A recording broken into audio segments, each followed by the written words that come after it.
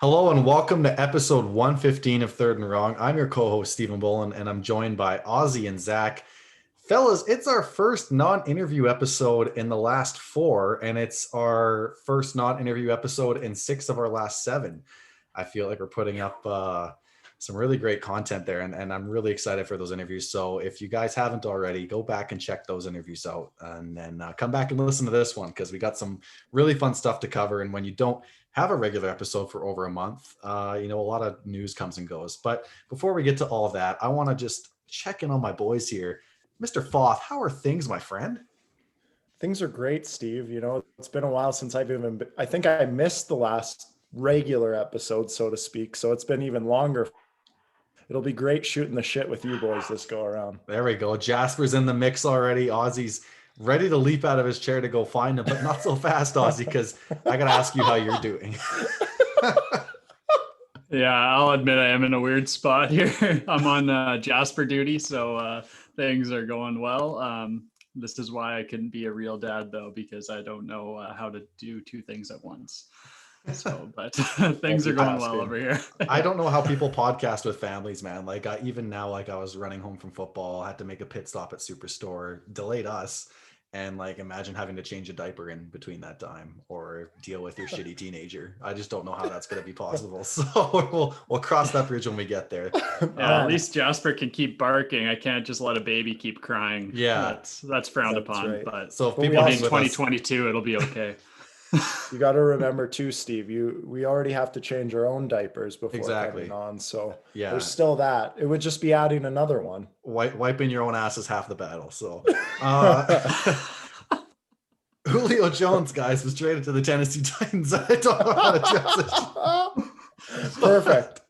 As you can see, when we're outside of the confines and structure of an interview, the wheels come off. So Julio Jones, longtime Falcon, has been traded to the Tennessee Titans.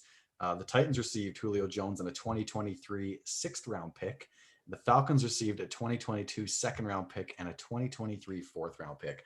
Guys, we've been hearing the Julio rumors for a while now, including in that a really weird conversation with Shannon Sharpe, where he didn't know he was on TV when he was talking to Shannon on the phone. And so, when he says, I'm done in Atlanta, I find this kind of weird because when Kyle Pitts was drafted, it's like, who's stopping this offense? And it's Ridley, Matt Ryan, Julio, Kyle Pitts. And like, you thought, hey, and even Mike Davis, I think, was a really underrated rating. So let's first attack this from the Falcons. We knew they had to do this, but was the value they got in return worth it? I mean, we can remember that they got a second for Mohamed Sanu a couple of years ago on the infamous trade we like to continue to roast Auzzie about. So let's start with you, Zach. Looking at this Falcons team and kind of where they're at a weird juncture where it looks like they're still wanting to compete. They went and added another complementary weapon for Ryan, but they're also kind of like, if it doesn't work these next 2 years on Ryan's deal, they got to hit the whole reset button. So it sounds like Arthur Smith has some leash, but how do you grade this trade for them? You know what?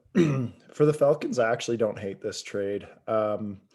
Looking back at Sanu's trade that you brought up and getting a second round pick for it, different circumstances. You're not paying Mohamed Sanu. I forget what Julio's actual salary is, but I know it's in the double digit millions. 32 years old, coming off an injury riddled season. I think a second round pick was actually very realistic for what this trade was going to turn into. And I think because they got Pitts, who, can play outside and is a big bodied guy like Julio Jones, obviously not going to replace him for production right away. Who knows, maybe. But I think this actually gives the Falcons kind of that switch to easily move into a rebuild now, where we'll see where Matt Ryan can elevate these younger players. They already have their, Ridley took over that number one role last year, looked really good. And now adding Pitts to the equation with Hayden Hurst in the passing game as a reliable underneath catcher. I don't think they're in as bad of a position as people think they are, but it also allows them to hit that rebuild button next year if Ryan can't get them to that level. So I'm actually in favor of it. A second round pick's good for a 32-year-old wide receiver who, is chasing a championship right now and has been known for injury. So I'm not against it. I would give it, a B plus in return for him. But there's obviously room for more. Lots of people were definitely thinking first round pick for Julio Jones. It's freaking Julio Jones, right? But yeah, we'll stick with that B plus rating for me. That's where I fell along too. And we'll get to some of the other teams that were in contention after, but they were asking for a first, but it's tough to get a first right now. And then you topple on the fact that they wanted a team to eat that entire salary, which ruled out a lot of teams as well. So they wanted their cake and wanted to eat it too. But I think at the end of the day, a second is kind of what you had to settle for. And that's still a valuable pick where you can go get a difference maker in the 2022 draft. I don't want to say this too soon, but I think Matt Ryan's demise has kind of been overstated. I'm looking at his 2020 stats: 4,581 yards, 26 touchdowns, 11 picks. I mean, and now you've given him Kyle Pitts, and I know you've lost Julio Jones, but I still think this offense and the talent around him, you mentioned Hayden Hurst, is young enough. And now you get Arthur Smith in there, who kind of rejuvenated Ryan Tannehill's career. So I'm still I'm bullish on this Falcons team still, and I think they probably got the best of what they, based on the situation they're in. Julio didn't have a no trade clause, so they could have really sent him anywhere. They had leverage there, but when a player wants out, they want out. And as much as it's still kind of an owner driven league compared to the NBA being a player driven league, when you don't have leverage, you don't have leverage. Auzzie, your thoughts on what the Falcons received in value for this trade? Yeah, I think that when you factor in the pick compensation and then the salary cap space that they freed up, I think this is a B or B plus, kind of like what Zach was saying.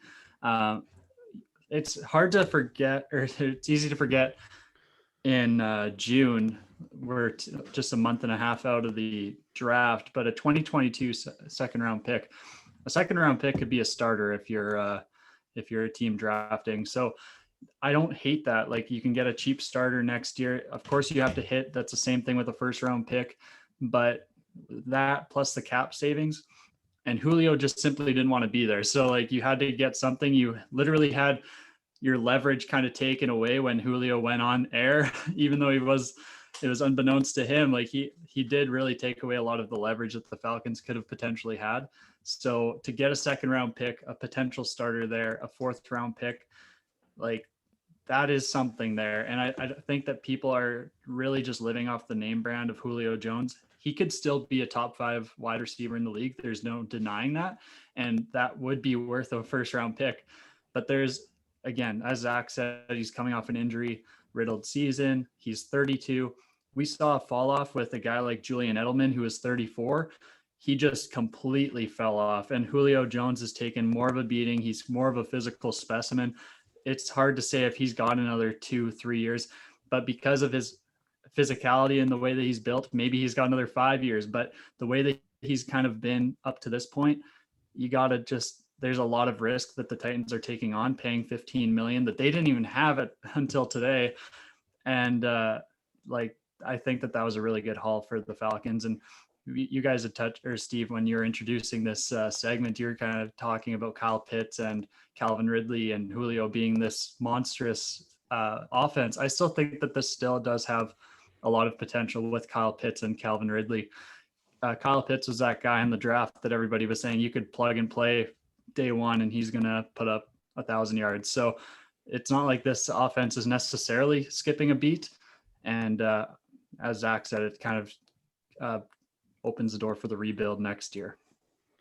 It's weird because, like, you don't want to understate what Julio means to that team and, like, shit on his talent, but at the same time they really covered their own ass with drafting Kyle Pitts, like you mentioned, Auzzie. So that definitely puts them in a good spot. You alluded to the Titans, so let's jump over to them. And I'm really looking forward to doing our preseason predictions because this Titans team is such an enigma. They've lost Arthur Smith. They promoted their tight ends coach to offensive coordinator, Todd Downing, I believe his name is. So I'm not sure if they're going to keep that same kind of concept, but let's talk about first how Julio fits into this offense. They obviously had AJ Brown. Last year they had Corey Davis and Adam Humphries. They're both gone. But, the engine of this offense, as a broadcaster would say, is Derrick Henry. And this team still thrives off of running the football and getting Tannehill into play action situations. I'm not going to go as far and say, like, Tannehill can't be a drop back passer. I believe that's what he was early on in his career in Miami. But, this isn't the kind of quarterback or system where, Tannehill's going to be dropping back 40 to 50 times a game. A lot of play action leaning on Derrick Henry and that strong run game. So Julio comes in, and there's all these reports saying he wants a big, strong arm quarterback, which got Seahawks fans like me all excited. But how does Julio fit into this Titans offense? Do you guys see them diversifying from that philosophy due to the new offensive coordinator and now having Julio Jones, or do you still see Henry being the centerpiece of this offense, and then just having, defensive coordinators have to, account for two stud wide receivers? So let's go to you, Zach, again, and kind of get your thoughts on this, because I know you're a big Tannehill fan. I believe in your preseason quarterback rankings last year, probably about a year ago this time, you had Tannehill as the 5th or 6th best quarterback. 7th, I think. Yeah. Yes. We'll check our Instagram after. But, yes. Anyways, you highly favor Tannehill. So obviously this helps him out a lot, but do you see them going to more putting the offense on his shoulders? So the mistake would be for the Titans to move away from what they're good at. I look at this more of, you're bringing in someone who, especially after losing the guys that you had alluded to, Corey Davis and Humphreys from last season. To mention Jonnu Smith, I forgot about him. Jonnu Smith as well, that's right. Yeah. You're bringing in a guy who, the game of AJ Brown is actually very similar, very physical to the play of Julio Jones.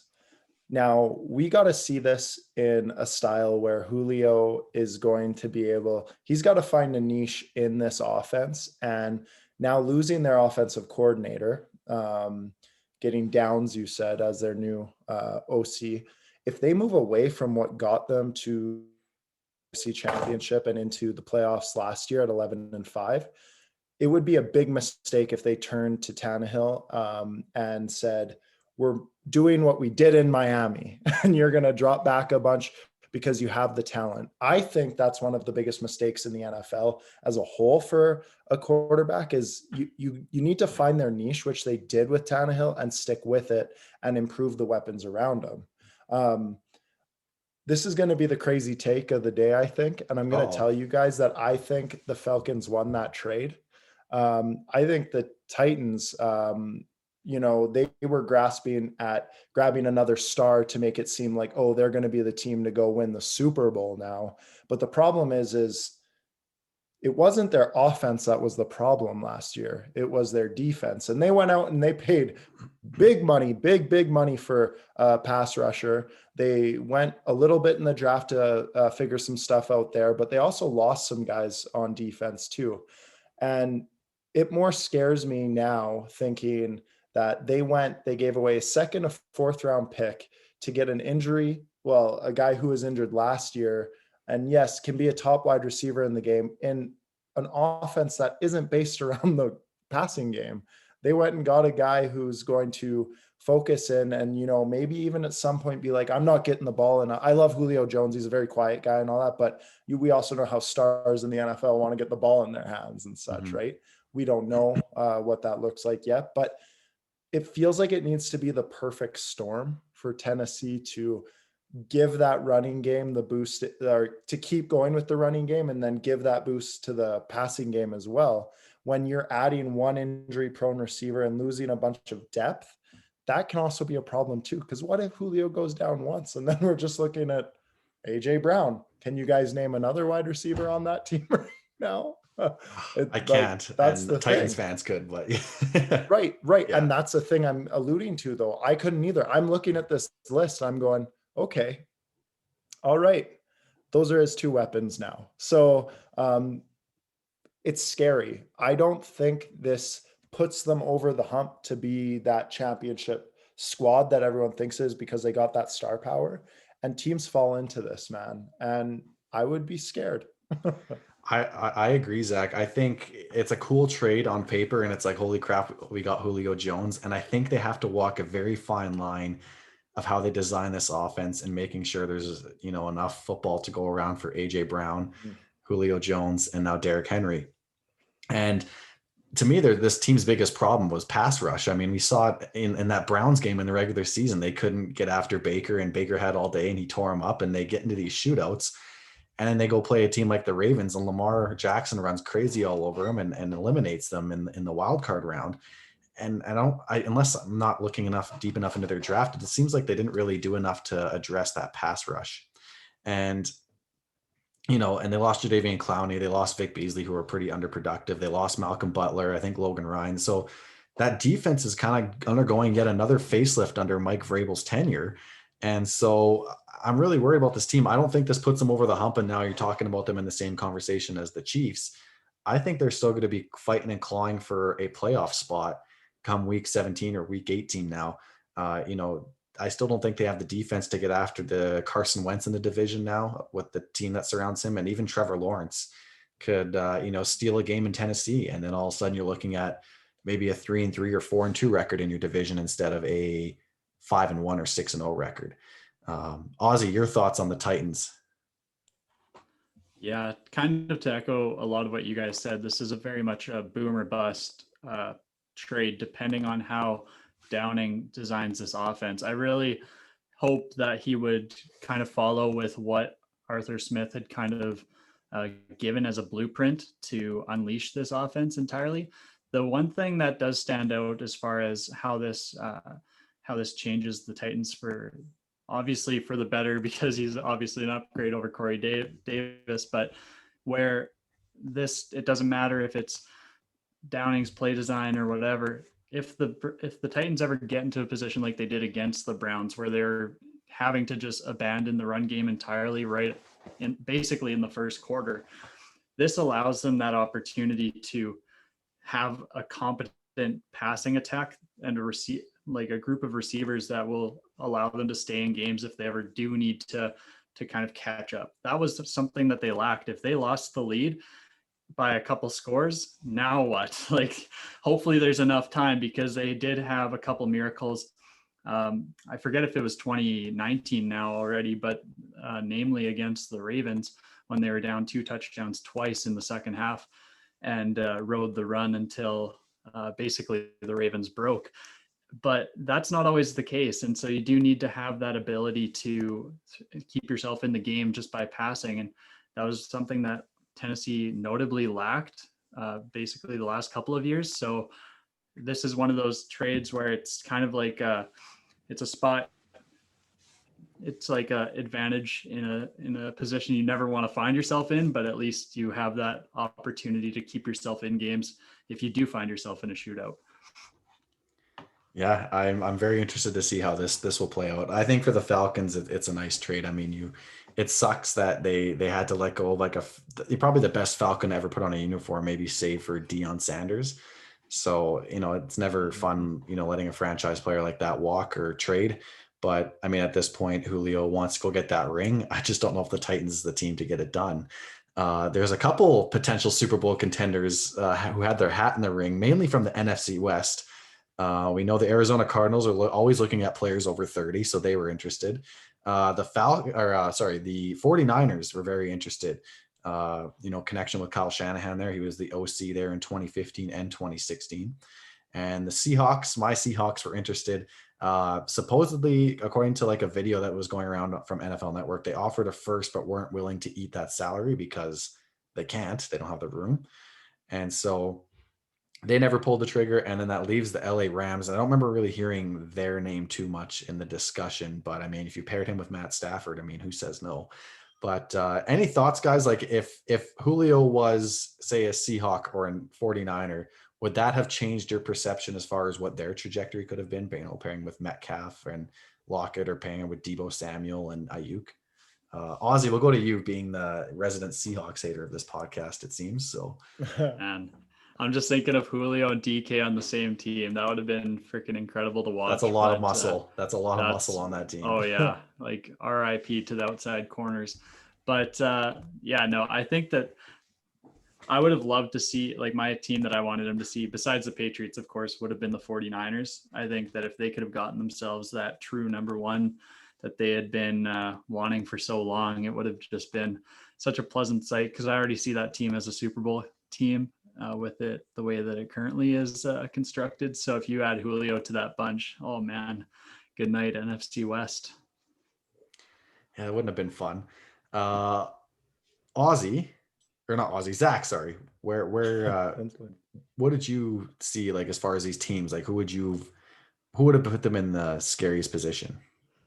I think these are always such funny things to talk about because it's like none of them put him in a formal offer. It's like me being like, yeah, I want a new Ford F-150, but I don't put the pen to paper with it. So it's like everyone wants Julio, like, you know what I mean? It's just joking, but man, I actually would have loved to see him with the Rams out of all those teams, man. It would have given you kind of that different style of play that the Rams don't do. There's so much in their crossing routes, play action, crossing, and all that. But it would have definitely given Matt Stafford a deep ball, down the sideline and stuff, which would have been really interesting to add to the McVay offense because we already know how creative he can be. And we know Matt Stafford has the arm to get it down there, as does Russell Wilson and others. Jimmy Garoppolo and his noodle arm. I don't know about that. So maybe Trey Lance, though. That's pretty exciting. That would have been cool. Right, Auzzie? Yeah. Man, you mentioned oh, sorry. No, that's all good. I just any one of them would have been a cool narrative, to be honest with you guys. I think even going to Arizona obviously would be just loading up on the old guys, man. AJ Green, him. Yeah. They bring back Fitz. Hopkins. Yeah, exactly. Right. The 30 club. The Zach, 30 club, you saying pairing him up with Matt Stafford, that would just give me Calvin Johnson vibes reuniting. Like, holy crap, that would be so fun to see Stafford, even though it's the twilight of Julio's career, man. Like, holy. I'm glad we were all thinking it because that was the first thing that came to my mind too. Yeah. I'm like, shit, that would have been nice. Not for the Seahawks because, I mean, I don't know if DJ Reed would be matching up well against Julio, but Seahawks got to play in week 2 anyways. The Titans come to town for the Seattle home opener. Let's shift gears, guys, to the CFL. The CFL Board of Governors is set to meet next week to ideally approve the August 5th kickoff date. So that's a report from 3 Down Nation. We're fired up about it, as I'm sure many of you are. There's still just so much up in the air. A lot of different provinces have different things going on. Apparently, Alberta is just going to be life as normal by July. I'm very interested to see how that plays out for us. Not going to get political. This isn't a political podcast. But that's ambitious. But other provinces, Ontario's slowly opening. The Ontario teams, not just CFL but professional, across multiple leagues, have submitted a proposal to the government to be a part of stage 2 and having 35% capacity crowds by the end of July. So that looks good. We know in Quebec, the Montreal Canadiens, who defeated Aussie's Toronto Maple Leafs, have been allowing 2,500 fans in a game at the Bell Center. That seats 21,000. That's also indoor. So positive trends. I don't know about BC. I really haven't heard. And Saskatchewan looks like they're expecting capacity crowds by September at Mosaic Stadium. So all positive things. It looks like a lot of people are getting vaccinated. So we're really happy about that. And I mean, it's just on the CFL Board of Governors to just do their job now and just hit the fucking green light and just let us fire the season up. That's all we're asking. So any thoughts on that, guys, aside from just being giddy like little school kids? You said it perfect, Steve. Yeah, no, I think we're all on the same page with that one. For those watching, I'll see everyone's doing our prayers and flexing. We're all super freaking excited. So hopefully. Oh God. Yeah. I'm going to be a nervous wreck on next Monday. In other news, guys, the Edmonton Football Team officially has their new name. They are now the Edmonton Elks. Yes, there is an S at the end. And yes, that's phonetically correct. I'm not even sure if the word phonetically is correct, but the Edmonton Elks, not Elks. And they released a cool promotional video last week. And newsflash, there's going to be antlers on the helmets, which I really enjoy. That's going to be unique. It's kind of gives me some Rams vibes, something like that.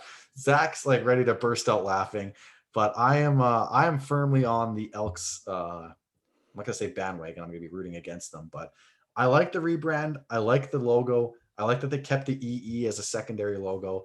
I'm really interested to see what they do with the new uniforms. I hope they kind of upgrade them because to me, the last design was kind of like a Green Bay Packers kind of rip Mhm. off. So I'm hoping they kind of go a little more unique, maybe add antlers on the shoulders or something like that. But I mean, Zach, you're already smirking, you're laughing. You hated it on the amateur agency Instagram poll last week. I'm not even sure what the hate option was. It was, do you like it? And you said no. Based on the options that were presented, like Edmonton Energy or the Evergreens or Evergolds, I mean, this had to be the best one, no? I like the Evergolds actually a lot. That's grass. But You want to name a team after grass? I know, man. Hey, bald ass prairies, man. That's what we do. But I guess there's elk here as well.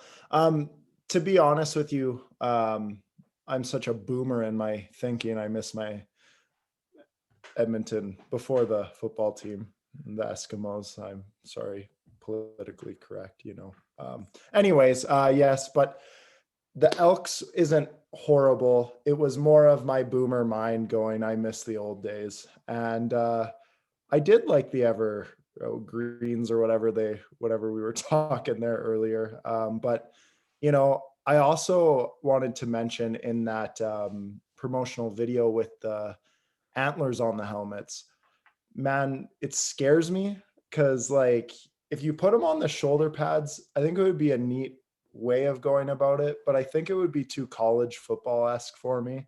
And the ones that they did have on the helmets, they looked a little like we needed to add a modern tinge to it a bit, but we'll see how it goes. I didn't look into it too much.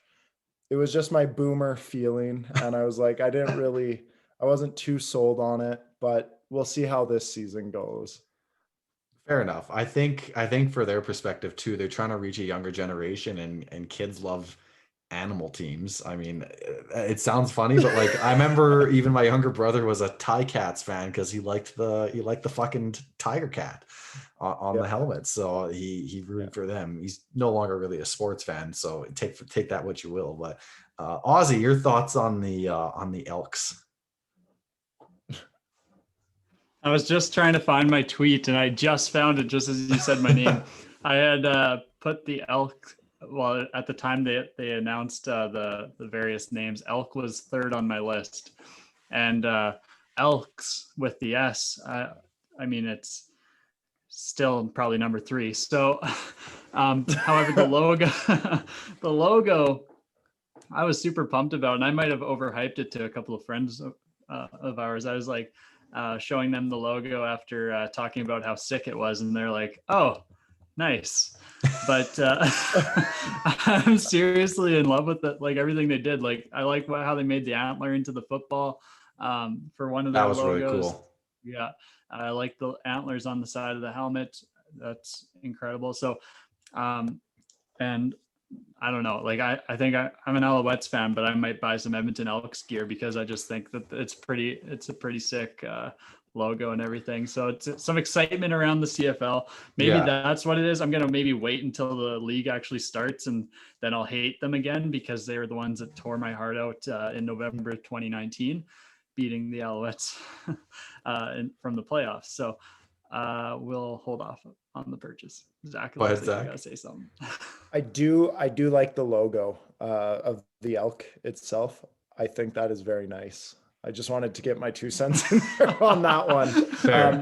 I'm looking at the uniforms right now. I don't know. Have they released the full uniform? I didn't think so, unless maybe they're not doing a full redesign. But there's some concept art, I guess, I'm looking at, and there's some cool things that they can do with it. But the one thing I'm looking at is when they do put like the antlers on the side of the helmet. The one thing I'm looking at is I hope they make them more menacing and like thick and like more intimidating that way. Cause the ones I'm looking at right now are very thin and they look like little sticks.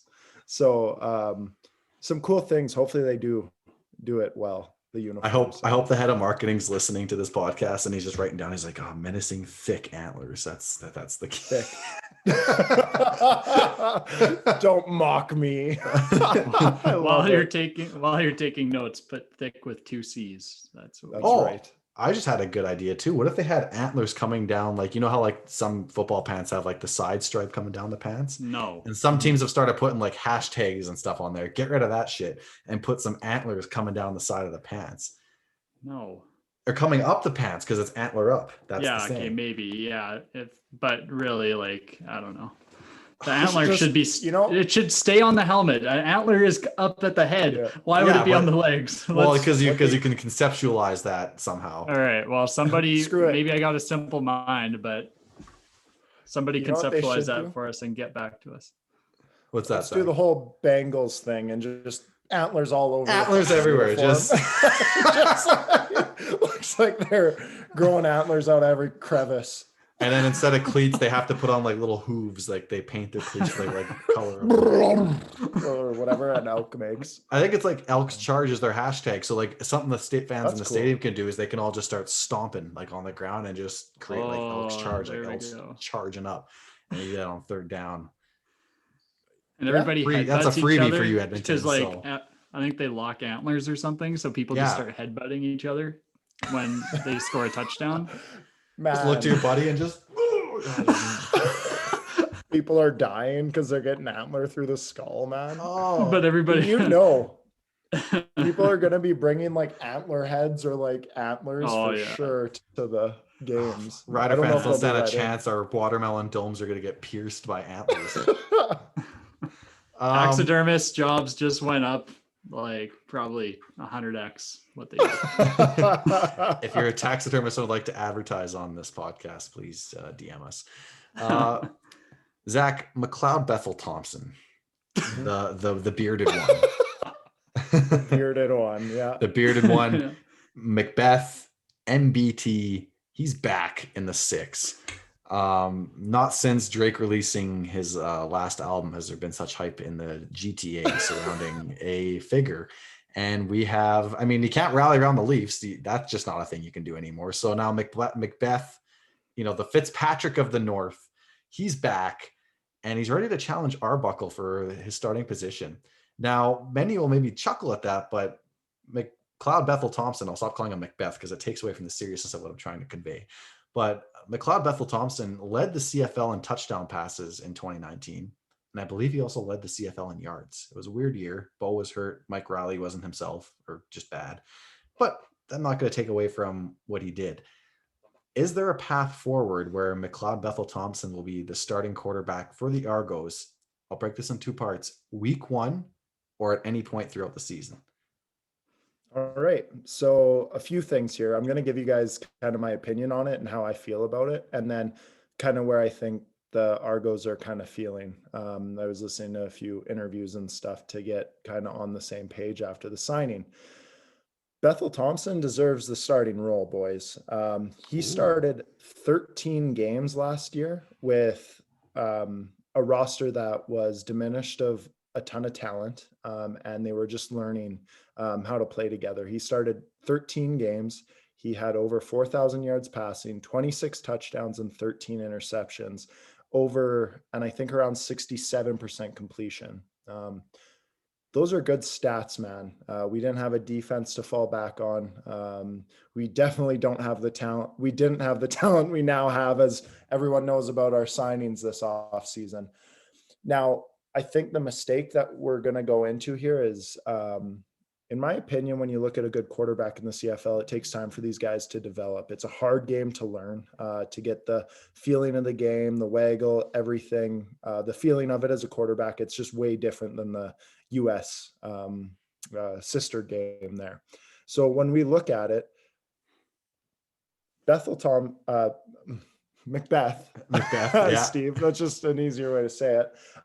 He's now had 2 seasons where he's started a lot of games. The first one, I think, was 8 games he started in 2018, and he was behind Ricky Ray in 2017. So, you know, he was learning his craft, and we went into a straight rebuild after we won the Grey Cup.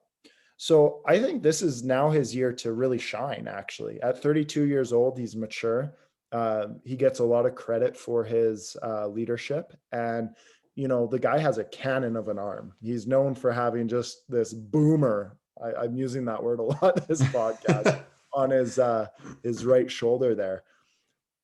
What I think is going to happen, and what it feels like Dinwiddie's been saying, is this is Arbuckle's job to lose, which I wish it was more of a competition. I think McLeod deserves that after going through the rebuild up to this point. And I think he gives us the better shot of winning with the progression we're seeing. We've seen such a small sample size of Arbuckle. It never hurts a guy to learn more. It never hurts. But now in today's sports world, and especially football, we want to see production early from the quarterback position. And I think that will push Arbuckle in. I think at some point, if it's to do with injury or Arbuckle not playing up to standards his first year, we are going to see MBT in there at some point. So I like that. It's counter to what a lot of the common threads are. It's like, oh, you got to give Arbuckle the job. You paid him all this money, and it's like, well, Macbeth, he balled out. Auzzie, as a division foe, who are you rooting to start? Because who do you think would be easier to defeat at quarterback? I want you to approach it from that angle as like a strategist from the other team. Man, that's a tough angle, because I used to poke a lot of fun at Macbeth, but he had, as I forget who it was at this point, Steve, I think it was you when you introduced Macbeth. He was devoid of offensive talent and playmakers, whereas now he's got a lot of that. And as Zach said, 2 years in the league now. I would say that just to keep it kind of fun, I think the guy that I'd be most excited for the Argos to start from an Alouettes perspective would be Nick Arbuckle, because it was against good old Nicky that the Alouettes had that beautiful comeback against. And so I just get him in there. Let's break his heart a little bit more. I'll be happy with the that. infamous game where Zach was doing Tai Chi back in Section J at the back of the before overtime. There's video on our live stream of Zach doing like some Tai Chi moves and stuff, and we just took over that entire section. And then once we scared all the other fans away, it was literally just like the 16 of us or however many there were just yelling. Just not even profanity, just yelling in general. So that was a lot of fun. Oh man, I was screaming. I was Yeah. very much an obnoxious fan. But oh yeah, and you had to so. be. That's CFL, baby. From an unbiased perspective, I kind of lean like, I think Macbeth has probably earned that job, and like they couldn't be more different as quarterbacks. I mean, we talked about, I think Ben was one talking about how different Bo Levi and Nick Arbuckle were, and that Bo Levi has that little more of cowboy in him. He'll take those shots downfield. He pushes the ball downfield more. Whereas according to Marshall's breakdowns, Marshall Ferguson, he's been more prone to like, the check downs and the short stuff and the intermediary stuff. And I think MBT falls more to the former, similar to Bo's style. So it's going to be really interesting how Dinwiddie kind of crafts this offense, because if you have Arbuckle starting there and then say he underperforms or doesn't do well, and you go toss Macbeth in there and you tell him, hey, keep it short and sweet, he's gonna be like, what the fuck, man? Right. I mean, I got this freaking yoked cannon here. Yeah. It's not throwing 5-yard curl routes. So you best adjust this playbook for me. Yeah, and I want to add to that too, because in Toronto's heyday through the 2010s, who was our quarterback? It was Ricky Ray, and Ricky Ray was always known for being like the most accurate quarterback of like all time. Arguably, he has the best record for 77.2% completion in a season, but he was brilliant at hitting the screen plays, the 5-yard passes, and getting those guys open with those passes. But he would also throw downfield with perfect touch. Is Arbuckle going to be able to develop that skill set to also hit down the field? In like, he throws a lot to when he knows his guy's open, he'll throw it deep. But if it's contested, you got to let your guys go up for the football too. You got to throw them open. Exactly. And that's what I love about MBT is like, that guy's just got a rocket on him. And he has at times that Brett Favre feel where he's like, I don't give a shit. I'm just going to throw this up on the sideline and try and score a damn touchdown. And, that as like a Toronto fan, it's fun to watch that style of football if we have the competitive team around it, because we're not doing that 20 points from behind. It's, you got to be calculated, but hopefully that maturity now breeds success for him. Absolutely. I'm so excited. If the Board of Governors don't approve this season, I'm going to be under their fucking bed. Like that, as simple as that. Like I need to see this unfold. I need to see you two when the Alouettes are traveling to Toronto to duel. I need that same energy when they're in Saskatchewan and Fajardo's tossing 5 TDs on you guys and 400 yards passing and just tearing it up. So I need that. I need that in my blood. I need that in my veins. I need that in my life. So Yo, I was thinking when you say Fajardo, there was a time in CFL history where Ricky Ray, Zach Collaros, Trevor Harris, and Fajardo were all on the same roster in Toronto. And we don't have any of them anymore. oh God. That's like the OKC Thunder who had Westbrook, Durant, and Harden, and now they're left with nothing. Like they just screwed it all up.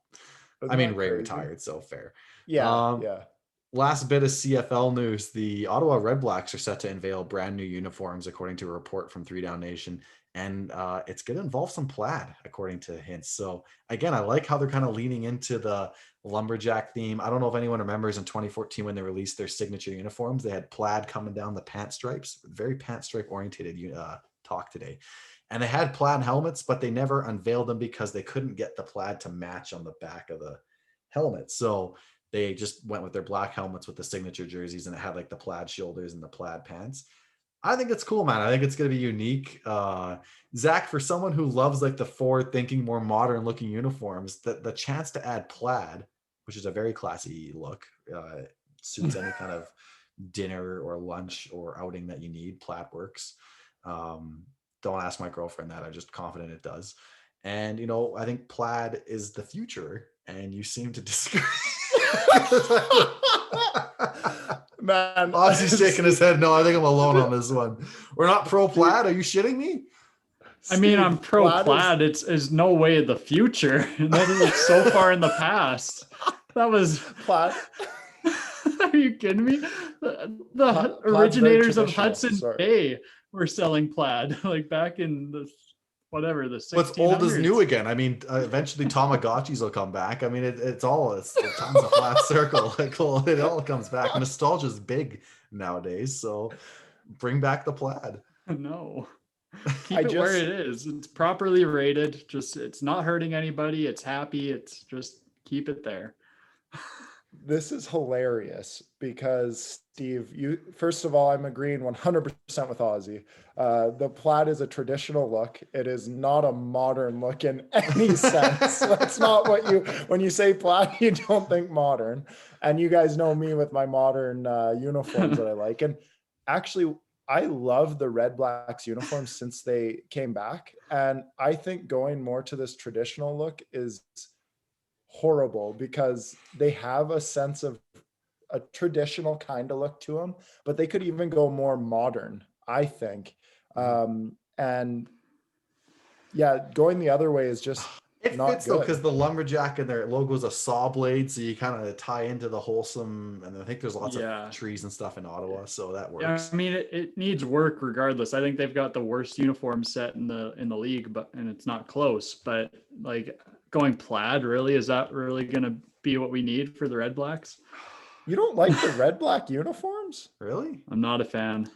Oh, wow. I really like them. Yeah, I think that's compared to the rest. I mean, they need to go back to the 2 helmet rule, because like when they had that all white set, that was nice, but then they went to this 1 shell rule, which I'm not even sure the science backs up, and so you're left with some pretty lackluster uniforms. Like even Calgary's gunmetal black uniforms don't hit the same anymore because they just got to wear their red helmets with it, and it's like they had that cool like 2-tone chrome look, which the Jaguars botched, but the Stamps got that so right. So okay, well, I'm gonna create one of those memes where it's like, 2021 if Zach and Auzzie believed in plaid, and it's gonna be one of those futuristic cities, and that is the future. So that's good content right there. That's our social media manager. We're hard at work. Oh yeah, hard at work. Guys, let's pivot back to the NFL. The Ravens. the segues aren't here. It's when we haven't had a lot of regular episodes. I'm just used to going question to question. And so now we're doing a regular episode. I'm just like, there's no segue here. We're talking about plaid. Now we're talking about Juwan James on the Ravens. And he's not going to play in 2021 because he tore his Achilles. Maybe he'll wear some plaid on the sidelines. There's the segue. So, guys, the Ravens, I'm not sure. Maybe they're doing this out of the goodness of their heart, in which case that's great. But sounds like the Broncos fans weren't too happy. I mean, even when that injury settlement stuff came out, and like people are shitty on Twitter, we know that, but Broncos fans were like, you know what? He doesn't have to worry about the money. He's robbed the Broncos the last 2 years. He's played like 10 games in 2 years and he's just made a bunch of money off them. So like, I don't think that's the right way to think, but that's what people were saying on Twitter, which is like, I don't know how people can just say this stuff, but they hide behind fake accounts. Anyways, good for the Ravens, I guess. And it could be a gamble that pays off in the future if he's able to fully recover from his injury shortcomings. Auzzie, any thoughts? We'll go to you first. I've been intrigued by the Ravens' bulk order of O linemen that they've made this past week. They've signed 3 O linemen, and Jawan James has the potential to be a Pro Bowl right tackle because we've seen him be the best right tackle in football before he signed with the Broncos. So I'm very intrigued with this team building of the Ravens. But yeah, I think other than that, it's just an interesting signing that they because like you said, it could have been like a goodwill gesture with the grievance going on, or it could have been looking to the future, hoping that he can rebound fully from all the injuries that he's overcome in the past couple of years. All right, I like that. Zach, as a division foe, what are your thoughts? Correct me if I'm wrong, guys. Did they not pay him like $9 million per year? Like this contract's I think it's $9 million total. I thought it was like a vet min deal. Shows how much research I did into it's this. $9 million total, I think. So that's a big gesture of okay, so it wasn't goodwill then. We know that. Yeah. As a Browns fan, I'm ecstatic. The guy's not I'm not ecstatic that he's injured, obviously, right. Guys. Wholesome podcast. As a Browns fan, sitting here going like, okay, that was a great signing for a guy who's going to really do a lot for you this year. I'm really excited for him to be blocking for you guys and pay $4.5 million for him. No, I don't like the signing. I'm not going to give the Ravens a big hug here and make them all wholesome and shit. Screw them. What the hell are you doing? Well, in 2022, when he's pancaking Myles Garrett, Zach, then we'll know they're playing the long when Myles Garrett's like putting Myles Garrett. Come on, man. Myles Garrett could pancake half the linemen in the league with one hand. Fair. And then crush their quarterback's skull with a helmet in another. Aaron Rodgers, guys. We're going to get to Rudolph after, actually. Aaron Rodgers, guys, expected to skip the mini camp. And I might cry laughing thinking about this, but he was in Hawaii with Miles Teller. And then like a couple days later, Miles Teller got punched in the face at a Maui resort. And I'm just like, how did that happen? Like, you're having fun hanging out with Aaron Rodgers, and then you got punched in the face. And first of all, what's he doing hanging out with Miles Teller? Like, that's the most random celebrity in my mind to be hanging out with. Like, I remember him from Only the Brave. I'm not sure what else Miles Teller was in, but Rodgers was living his best life in Hawaii a couple weeks ago, and now he's not in mini camp, and Miles Teller has a fucking black eye because he got punched in the face. So who knows what's going on? Like, it's all bad. But if I'm the Packers, I mean, I guess that Jordan Love move is looking either really smart or really dumb, because maybe Rodgers isn't there because of Love, but he's also not there and you have Love. So I'm not too sure how to look at this. But guys, we'll start it plain and simple. Has Aaron Rodgers played his last game in a Packers uniform? Let that one sink in. Zach's thinking about it, so I'll go to you, Auzzie. That'd be fun. That'd be fun. I think it'd be fun for the league to see him in Denver or insert team here. He would be it's some drama to the league, and I know the league always finds ways to have different storylines that we discuss, but I just think that this is one where it's like, I wasn't really into football during the Brett Favre saga of this, but it's so interesting that 16 years later, the same thing is happening with their star quarterback, again, an all-time great. Like, it's really interesting and intriguing. I would love to see it play through. And I mean, everything Rodgers touches right now is not good, as Miles Teller can attest. So so maybe the Packers will catch on and they'll be like, let's get him out of the building and let's get him on another team, because right now he's bad luck. bad juju. Zach, Yeah. you had time to process that. Is the last time we saw Aaron Rodgers in green and gold? If you guys want to hear something really crazy about this, when we talk about like Brady leaving the Patriots and like when Manning left the Colts, I actually think this one's even a little bit like more weird for me if I was to see Aaron Rodgers in a different uniform than Green Bay. Especially I those think ugly ass Broncos uniforms, man. Oh. it would be really different.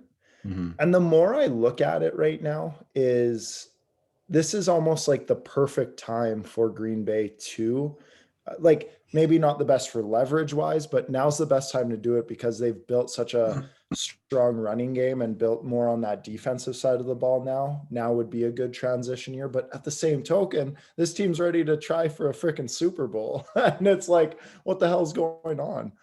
Man, for once, I don't really have a sturdy answer for you, man. And I don't know what to say here.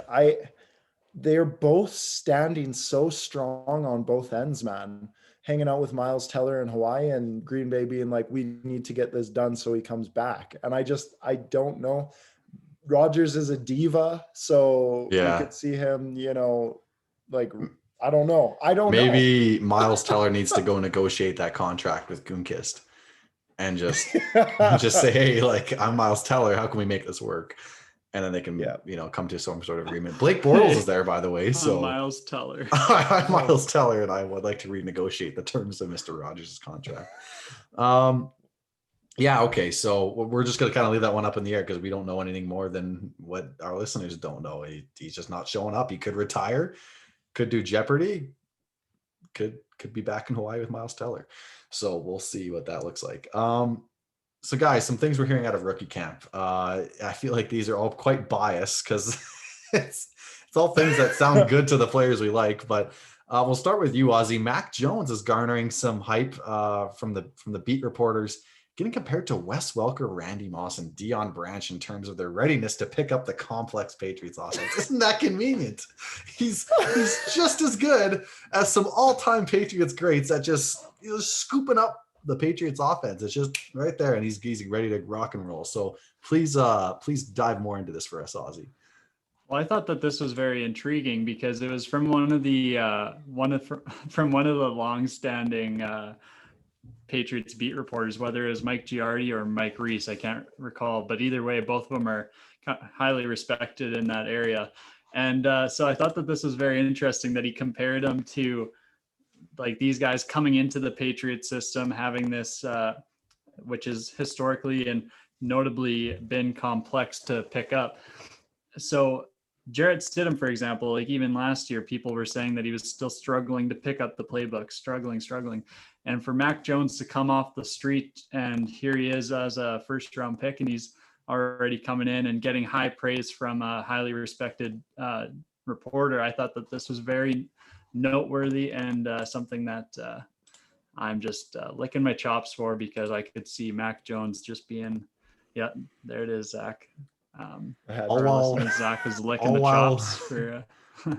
But either way, the number 58 because Belichick makes his picks earn their number. So I thought that was quite interesting. Imagine like going to practice and your quarterback's number 58. Zach, your thoughts on Mr. Mac Jones? I know we all know you're not a big Newton fan, so I'm sure you're just foaming at the mouth for this, but it's a good thing that Mac Jones, Wes Welker, Randy Moss, and Deion Branch all play the same position, and they're all learning I'm just kidding, Auzzie. No. I love this actually for one reason, and you already alluded to it. I think Mac Jones is the option here. You start him week 1, and Newton is a backup who can do goal line stances for running the football, and Mac Jones is going to be the more accurate thrower of the football in the backfield, and he's just the better option, and it's showing. He's already getting momentum here, guys. I think it won't take too long. I know you guys all love Newton, but like it's not we can see where the future is definitely turning already early into mini camps. So I like this for Patriots, and he'll look cool in those sweet uniforms.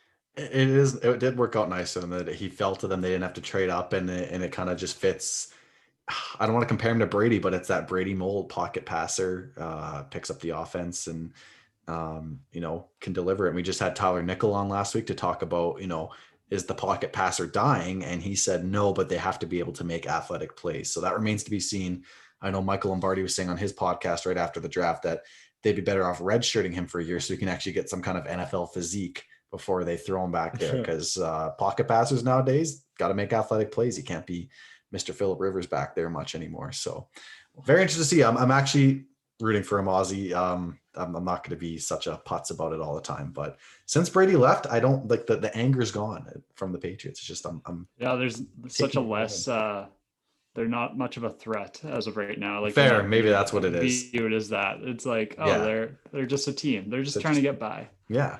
In their Bentleys. Screw the Pats. No, just we'll get there when they start the season 6-0, and I'll be like, this fucking team.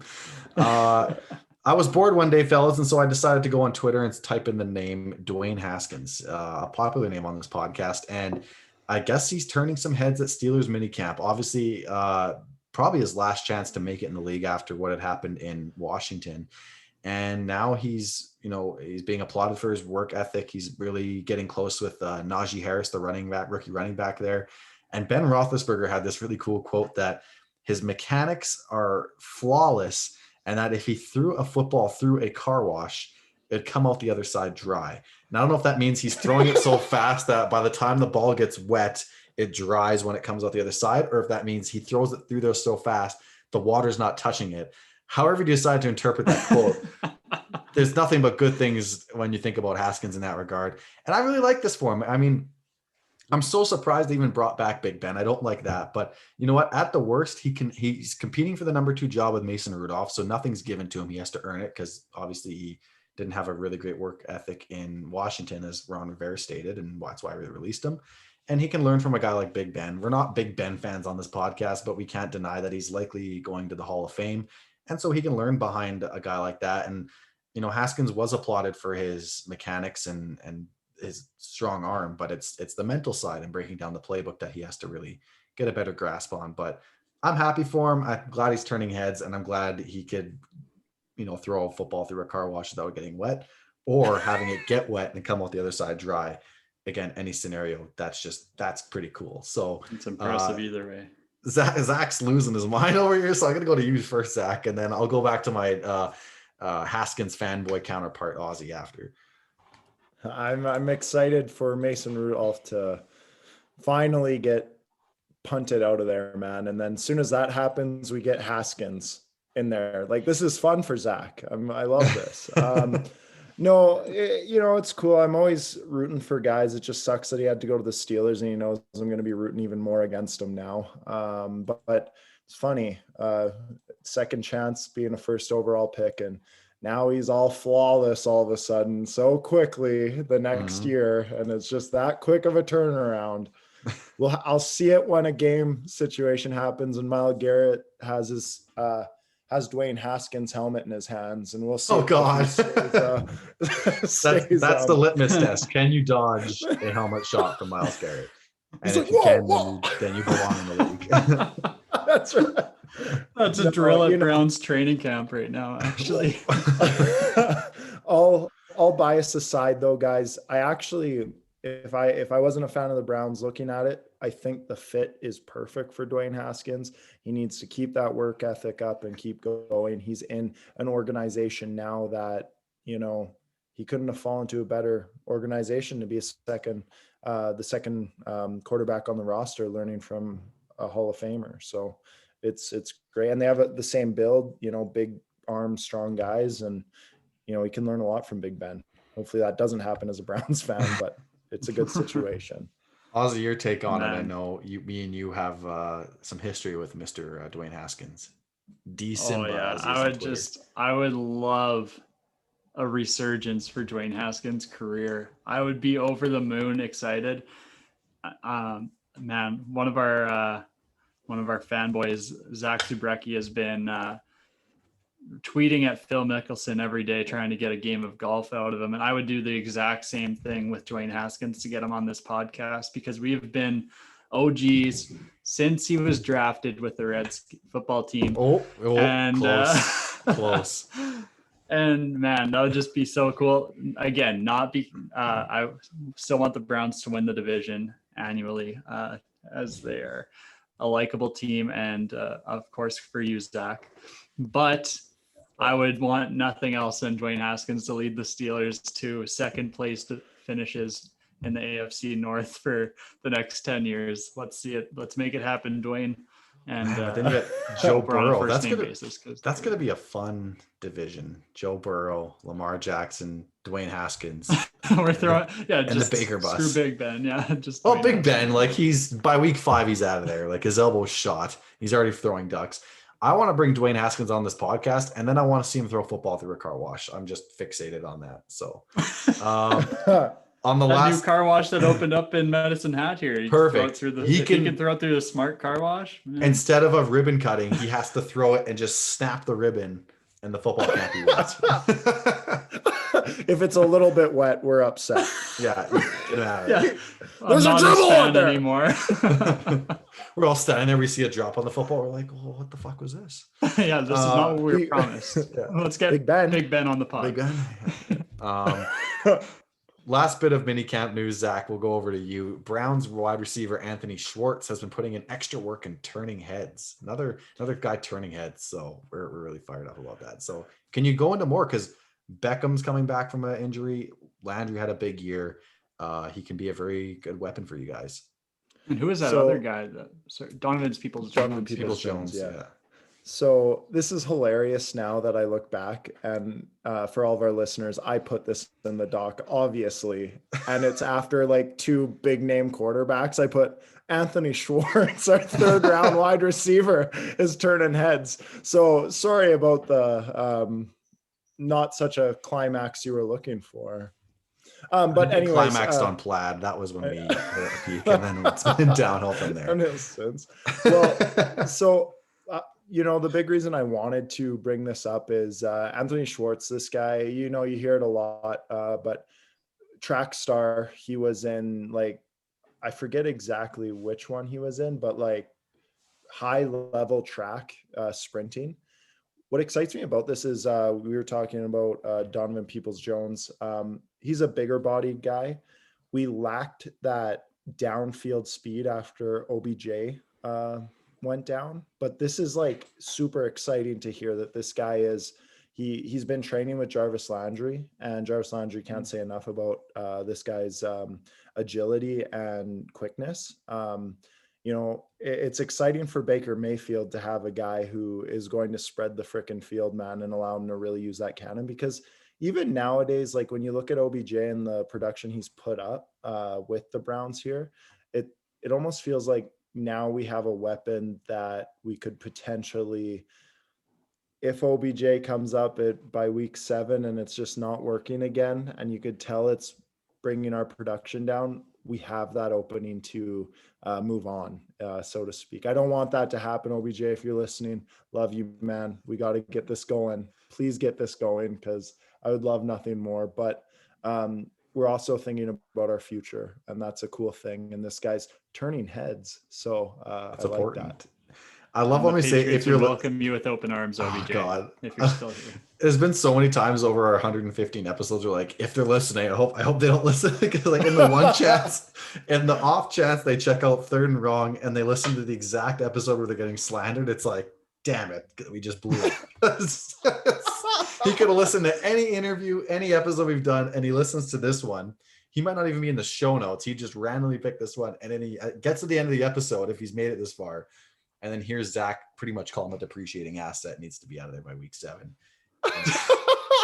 Just hurt his feelings because he decided to tune in. Well, folks, that was quite the ride of our first regular episode in over a month, but it felt good. We obviously had a lot of takes and a lot of news to get off our chest, and I'm glad we did. You can find me on Twitter at SteveBolin22, and you can find me on Instagram at SteveBolin_. And be sure to check out the Amateur Agency all across social media, the Amateur Agency. And be sure to check out Devin and Lang. Use the discount code THIRD15 for 15% off all things, not just boxers. They got socks now, masks. They're getting into a little bit of every apparel. So Really cool. Check that out. Third15, THIRD15 for 15% off your purchases there. Zach, where can the fine folks find you? Yeah, you guys can find me on Twitter at Zach Foth and on Instagram at Zach Foth _. But I'd also like to say Devin and Lang is freaking awesome. I have a pair, and when I put the boys in there, they're comfy all day. So let's get going, guys. We'll be I'll be talking to them actually. They're a Calgary-based brand, and we're gonna get a plaid pair of boxers out just because of this. So good. It's the future. Oh, yeah. yeah. I want ones with antlers. Antlers, yeah. There we go. I was gonna go somewhere with that, but we're gonna digress. Auzzie, where can the fine folks find you? I don't know how to go forward from here after the. I was gonna I was gonna say something about Devin and Lang, but I didn't have anything exciting. Okay, so I'm yeah, you don't have to find me on Twitter or Instagram. If you're watching on YouTube, smash that subscribe button and share with a friend. And if you're not watching on YouTube, if you're listening, go to YouTube and smash that subscribe button and share with a friend. Those are our 2 asks. That's my 2 asks anyways.